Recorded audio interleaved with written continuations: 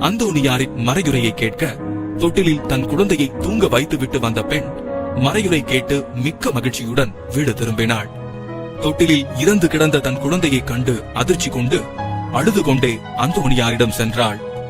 அனைத்தையும் கேட்ட அந்தோணியார், உன் குழந்தை வீட்டில் விளையாடுகிறது, சென்று பார் என்றார். விசுவாசத்தோடு வீடு திரும்பினாள். இறந்து கிடந்த குழந்தை மகிழ்ச்சியாய் துள்ளி விளையாடிக் கொண்டு இருந்தது. பயணத்தின் போது வழியில் ஒரு ஏழை பெண்ணின் வீட்டில் விருந்துண்ணச் சென்றார். விண்ணக விருந்தாளிகளை சந்தித்தது போன்ற பெருமகிழ்ச்சி அப்பெண்ணுக்கு ஏற்பட்டது.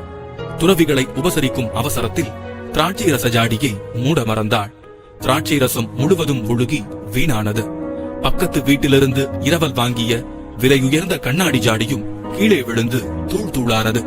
செய்வதறியாது திகைத்தாள் அப்பெண். அந்தோணியார் இதை கண்டு அவர் மீது இரக்கம் கொண்டு உடைந்த கண்ணாடி துண்டுகளை எடுத்து சேர்த்து அவைகளின் மீது சிலுவை அடையாளமிட்டு ஜெபம் செய்தார். உடைந்த கண்ணாடி ஒன்று சேர்ந்தது. ரசம் ஜாடியில் மீண்டும் நிரம்பியது. இவ்வாறு செல்லுமிடமெல்லாம் ஏழைகளின் துயர் துடைக்க அவர் தவறியதே இல்லை.